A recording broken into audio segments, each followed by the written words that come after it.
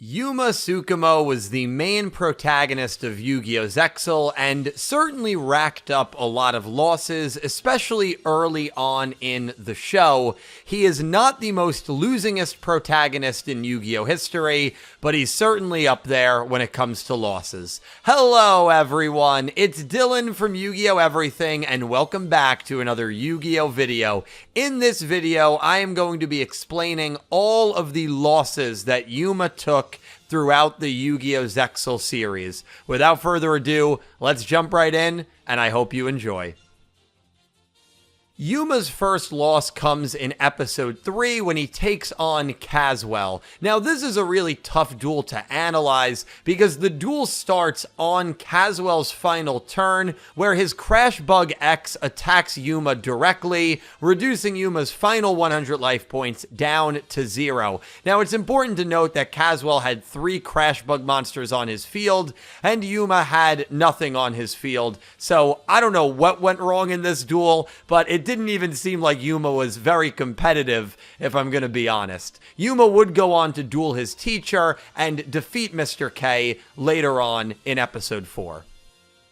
Yuma's next loss was against his rival, Shark, and surprisingly, Yuma did not lose many times against Shark, even though they dueled like 7 times throughout the series. But his only loss against Shark does happen here in episode 10. Going into this duel, Yuma did not want to use any of his numbers monsters, but Shark basically said it's not even worth dueling him if he's not going to use number monsters, because it won't feel like a worthwhile win if Yuma refuses to use any of his most powerful monsters. Yuma does end up summoning number 39 Utopia in this duel. However, on the very next turn, Shark is able to summon Black Ray Lancer, and that monster, along with Submersible Carrier Arrow Shark, attack Utopia and Yuma respectively, and give Shark the win. Yuma duels Shark many times, and this is the only time that he would fall victim to him in the dueling field.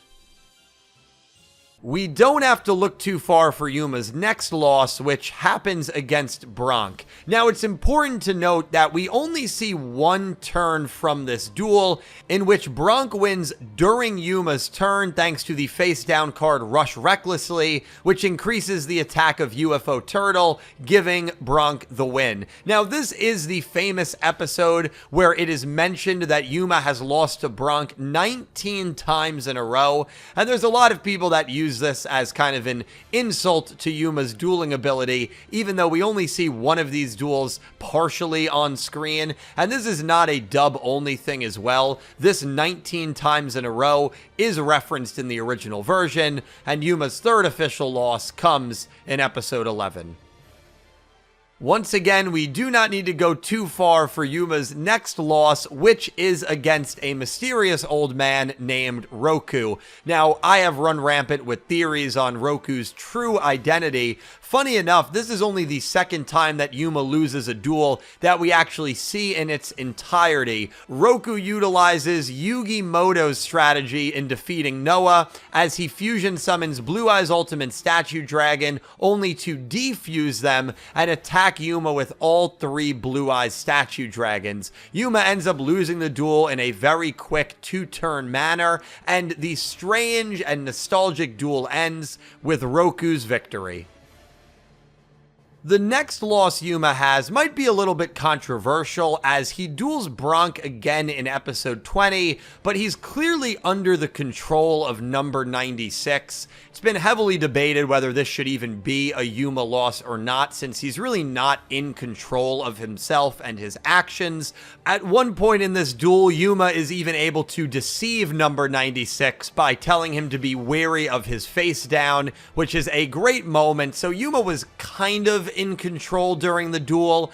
I always thought it was great that Bronk saves Yuma from number 96 by attacking him and defeating him with Yuma's own ace monster. I don't really know if you guys want to count this as a Yuma loss, but I did feel like mentioning it since Yuma is the one technically that's dueling. In the very next episode, which is episode 21, Yuma runs into the dueling legend that is Lilybot. And no, I am not kidding. We only see the final turn of the first duel between Yuma and Lilybot, in which Lilybot attacks Yuma directly with wind-up Zenmeister and wins the duel. We also see another duel where Yuma and Bronk team up to duel Lilybot, in which Lilybot just wins the duel. So I don't know if you want to count this as 2 losses, but this is another classic case of Yu-Gi-Oh! Zexal giving Yuma a loss and only showing the final turn of the duel, which is certainly interesting. The second to last duel Yuma has is in episode 44, when he duels Roku again, and once again, we see the start of this duel from an unspecified turn, in which Yuma attacks with Gaga Ga Girl, but Roku activates Mirror Force and wipes Yuma's board completely, and then does another combo that pays tribute to Yugimoto. Pretty interesting, summoning Queen's Knight, King's Knight, and Jack's Knight to eventually summon Arcana Knight Joker and attack Yuma directly, giving him his second win in as many duels against Yuma Tsukumo.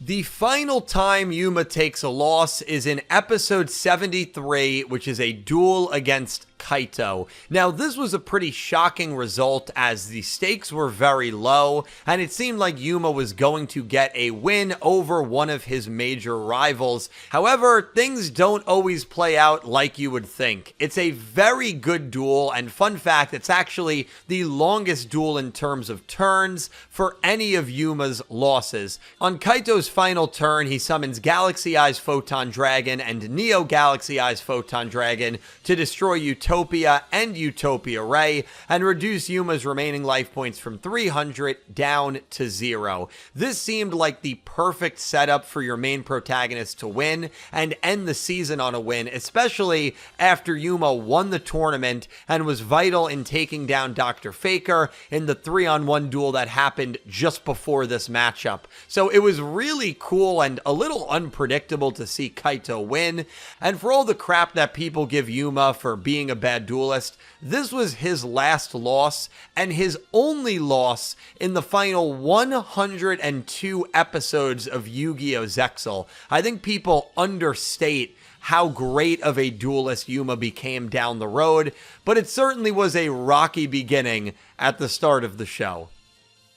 And that about wraps it up. I always found it interesting that most of Yuma's losses were shown only at the end of the duel. I believe there are only 3 losses. The first time he duels Roku, the loss to Shark, and the loss to Kaito that are full duel losses, meaning we see the entire duel play out from start to finish. And when you look at it from that perspective, 3 full duel losses is kind of what you get from many of the Yu-Gi-Oh! Gallop protagonists. So I've always felt like it's a little overdone at this point to call Yuma a bad duelist for a lot of the losses he had early on in the show. And even if you want to count those brief losses where we only see the final turn, he became a dueling menace down the stretch of Zexal, not losing a single time in the entire second half of the show. But let me know your guys' thoughts on Yuma and all of the losses he suffered in the comments below. I've done this video for a few other pro tags, so be sure to check those out as well. Thank you so much for watching, and I hope you have an amazing day. Take care, guys.